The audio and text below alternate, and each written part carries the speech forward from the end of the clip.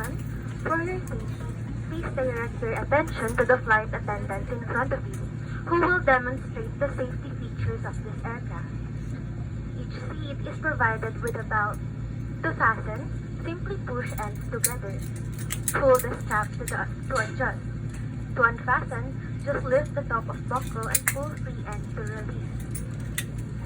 Your life vest is located under your seat. To use, remove the vest from its container by pulling on the tab and opening the pouch. Slip the vest over your head. Bring the straps around your waist and secure the buckle. Pull the strap to tighten. As you leave the plane, inflate the vest by pulling the red tab at the bottom of the vest.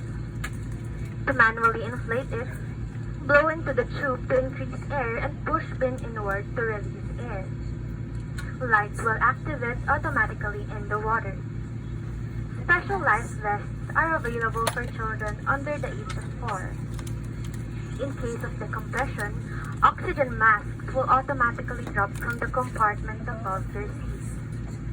Pull a mask down to activate the flow of oxygen. Place the mask over your nose and mouth. Pull the elastic strap over your head to tighten by pulling the end of the strap. Remain calm and breathe normally. If you're traveling with a child, attend to yourself first, then to the child. Please note of the emergency exits on this aircraft. There are 6 emergency exits.